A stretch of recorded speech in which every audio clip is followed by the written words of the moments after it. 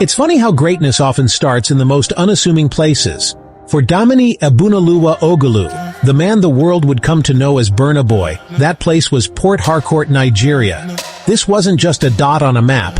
It was a city humming with the rhythm of oil, commerce, and a potent blend of cultures. He was born into a family that was, you could say, primed for this kind of story. His mother, Bose Ogulu, wasn't just his mom, she was the daughter of Fela Kuti's first ever band manager. So you see, the music wasn't just in the air he breathed, it was literally in his DNA, a part of his family's legacy. Imagine growing up with those dinner table conversations. It's like wanting to be a comedian when your granddad managed Richard Pryor. The pressure is on, but the blueprint is also right there in front of you. This wasn't just about having a connection to the legendary Fela Kuti, though. It was about the environment that connection created. His grandfather would fill the house with the sounds of vinyl records, a sonic education that went far beyond what any school could teach. He was absorbing the revolutionary funk and Afrobeat of Fela, but also the conscious reggae of Buju Banton and the smooth storytelling of American R&B. Every artist has their garage band phase, that period of clumsy but passionate experimentation. For Burna Boy, this phase didn't happen in a garage with a drum kit. It happened on a computer with a pirated copy of a production software called Fruity Loops. It's the classic story of modern music creation.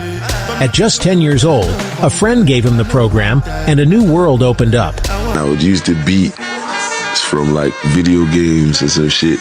So I used one from NBA Street Volume 2, I think, and one from Grand Theft Auto San Andreas. It was one of the GTAs, one of the early GTAs, I guess. So the first song I actually recorded was with that, playing that beat and then recording on the whatever. He wasn't just a consumer of music anymore, he was a creator. He started crafting his own beats, trying to replicate the sounds he loved, the complex rhythms of Fela, the hard-hitting bass of dancehall. This digital playground was where he first began to mix his diverse influences into something new, something that was his own. It was the first step from being a fan to becoming an artist, translating the library in his head into actual sound waves. After returning to Nigeria from his studies in London, the hobby became an obsession, and the obsession started to look like a calling. Success, as they say, is a double-edged sword. For a young, outspoken artist like Burna Boy, that sword was particularly sharp. As his fame grew, so did the scrutiny. The early years after his debut weren't a straight line to the top. They were growing pains played out on a public stage, controversies, disagreements with record labels, a reputation for being brash and confrontational. The passion that fueled his music sometimes led to clashes outside the studio. His name was often in the headlines for reasons other than his art. It felt like he was navigating a maze, with challenges around every corner. This could have derailed his career. Many artists have crumbled under less pressure. For Burna Boy, it became a crucible, a trial by fire. Instead of breaking him, it forged him stronger, more resilient. He channeled frustrations into music, giving it new depth and maturity. He learned to harness his fiery personality as part of his artistic identity. It was an isolating, self-imposed wilderness away from the mainstream. He recalibrated, figuring out the artist and the man he wanted to be. Sometimes the universe has a funny way of working. In 2018, Kanye West released an album titled Ye. Streaming algorithms did something unexpected. People searching found another Ye. Burna Boy's Ye appeared. It was a cosmic accident that changed music history. Suddenly, thousands, then millions of listeners who'd never heard Burna Boy encountered his sound. They came for Kanye, but they stayed for the hypnotic beat, the mellow saxophone, the deeply resonant voice. The song sang about life, ambition, the struggles of a young Nigerian. It was the most consequential case of mistaken identity in modern music. With the world's attention now firmly on him, thanks to the massive success of Yeah, Burna Boy had a decision to make.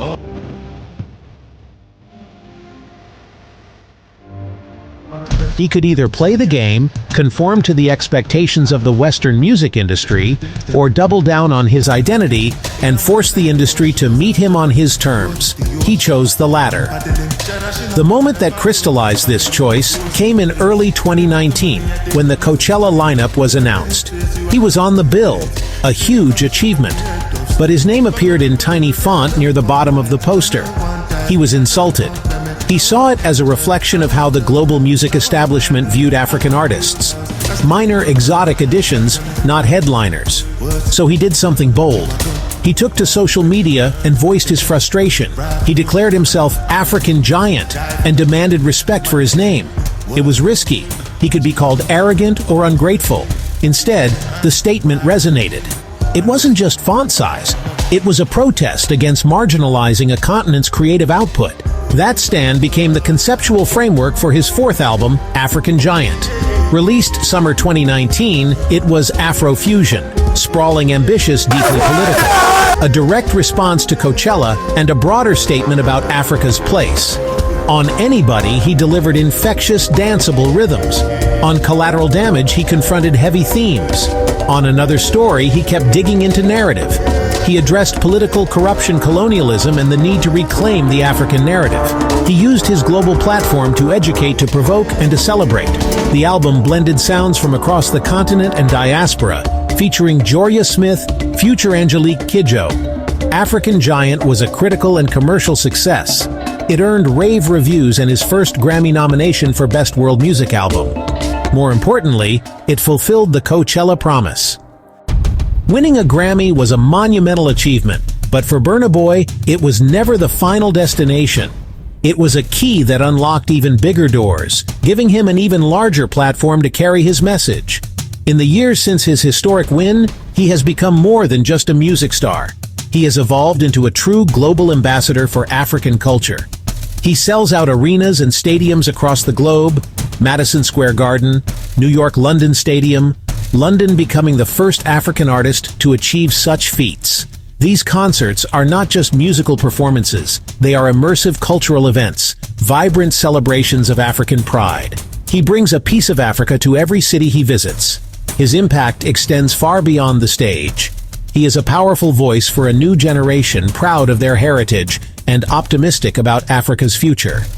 His music, often infused with political commentary and social consciousness, urges young people to know their history and to demand a better future.